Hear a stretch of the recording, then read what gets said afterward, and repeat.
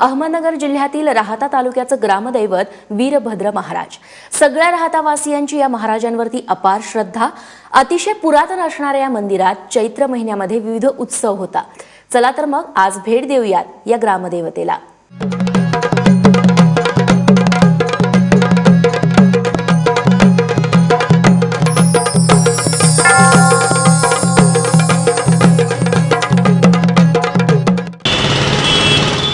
अहमदनगर जिल्ह्यातील राहाता तालुक्याचं ग्रामदैवत म्हणजे वीरभद्र महाराज।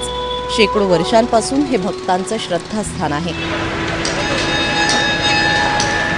वीरभद्र महाराजांची भारतभर अनेक स्वयंभू स्थानं आहेत, पण राहातामधल्या या मंदिराचं महत्त्व अनन्यसाधारण आहे।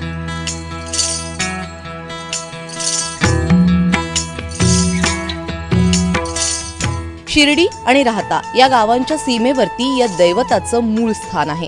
शहराचं ग्रामदैवत आहे आणि आम्ही 40 वर्षापासून वडील पूजा करत्या आणि त्या अगोदर पण आमचे आजोबा म्हणजे आम्हाला 7 पिढ्या आतापर्यंत पूजाचा मान आमच्याकडे आहे।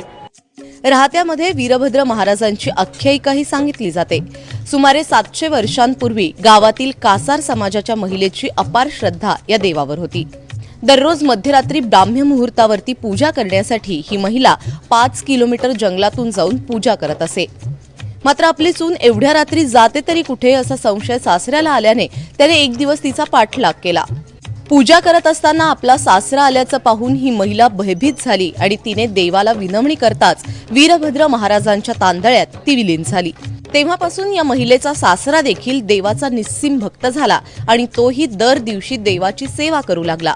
मात्र वयोमानाने थकलेल्या भक्ताला पूजेसाठी शरीर साथ देईना, तेव्हा देवाचा धावा करत भक्ताने देवालाच आपल्या जवळ येण्याची विनवणी केली आणि देवही भक्ताच्या हाकेला धावून आले आणि मूळ स्थान सोडून देव भक्तांसाठी गावात प्रकट झाले।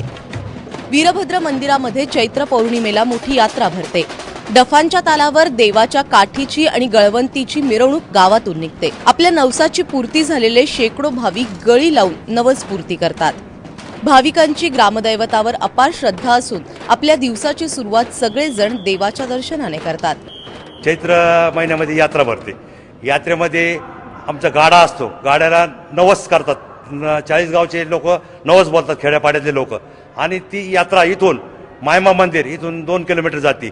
तिथं बी नवस होतो आणि त्या नवसानंतर परत दुसऱ्या दिवशी वीरभद्र मंदिरात इथे येते। गाड्याचं चक्कर, गावाला चक्कर पूर्ण होऊन इथं महिला जवळजवळ 1200 ते 1300 महिला या दर जत्राला गळी लागतात।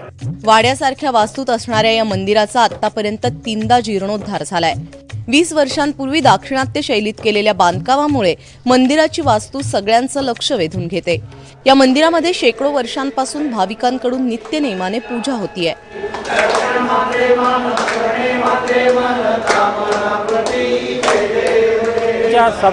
सभागृहातच पूर्वी साईबाबा इथे येऊन बसत असे। त्यांच्या पदस्पर्शाने ही जागा पुण्य पावन झालेली आहे। या मंदिरात 14 मंदिराची देखभाल केली जाते। प्रत्येक महिन्याला उत्सव असतात। आखाड्यामध्ये महालक्ष्मीचा असतो, दिवाळीनंतर बनबिरोबाची यात्रा असते, त्याच्यानंतर श्रावण महिन्यामध्ये महादेवाचे कार्यक्रम असतात, तुमचे गणपती उत्सवात गणपतीचे कार्यक्रम असतात, नवरात्रामध्ये देवीचे कार्यक्रम असतात। नवसाला पावणारा देव म्हणून ख्याती असलेल्या वीरभद्रची मोठी यात्रा चैत्र महिन्यात भरते। तांदळ्याच्या रूपात असलेल्या ग्रामदैवतांची संख्या राज्यात तशी कमीच आहे। अशा या आगळ्या वेगळ्या ग्रामदैवतेच्या दर्शनाला येण्यासाठी राहत्याला आल्यानंतर जरूर भेट द्या।